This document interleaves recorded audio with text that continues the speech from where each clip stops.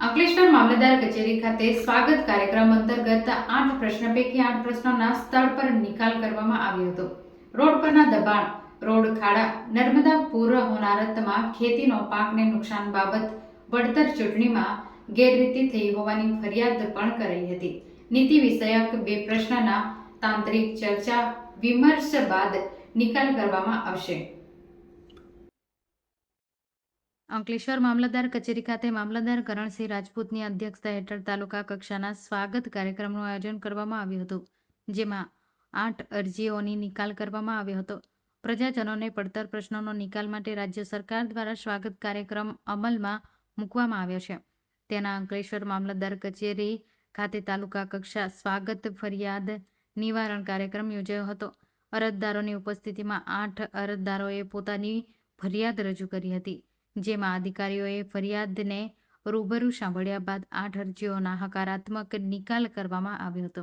સ્વાગત કાર્યક્રમમાં Ankleshwar સુરવાડી બ્રિજના service road ઉપર ગંદકી તથા ખાડા રિપેર કરવા, અંકલેશ્વર ગ્રામ્ય અને સિટી મુખ્ય માર્ગનો તાત્કાળ રિપેરિંગ કરવા માટે, પ્રધાનમંત્રી આવાસ યોજનાનો લાભ ન મળવાના મુદ્દે રોડ ઉપર ગેરકાયદેસર દબાણ હટાવવાના બાબતે, ઝાડ પાનની નોંધણી નમૂના નંબર 12માં કરવાના બાબતે, ગેરકાયદેસર કબજો લેવાના આશયથી બંધ મકાનને લોક તોડવાના ગેરકાનૂની કૃત્યો બાબત, ગટર લાઇનના ગંદા પાણીનો નિકાલ કરવા બાબતે તેમજ નર્મદા પૂર હોનારતના ખેતીના પાકને થયેલા નુકસાન પેટે સરકાર દ્વારા ઉચક વળતર ચૂકવવાના ગેરરીતિ થવા અંગે પ્રશ્નો મૂકવામાં આવ્યા હતા, જે અંગે માર્ગ અને મકાન વિભાગ, બોડા મહેસૂલ વિભાગની હાજરીમાં તેમના સકારાત્મક નિકાલ કરવામાં આવ્યા હતા। તો નીતિ વિષયક પ્રશ્નો બાબતે ટૂંકમાં ચર્ચા કરી નિરાકરણ કરવા હૈયા ધારણા પણ આપવામાં આવી હતી।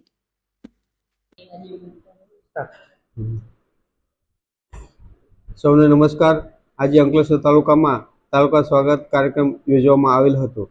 આ કાર્યક્રમમાં કુલ 8 અરજી મળેલ હતી। આ તાલુકા સ્વાગતની અરજીઓ દર માસની 1 થી 10 તારીખમાં સ્વાગત ઓનલાઈન પોર્ટલ પર કરવામાં આવે છે।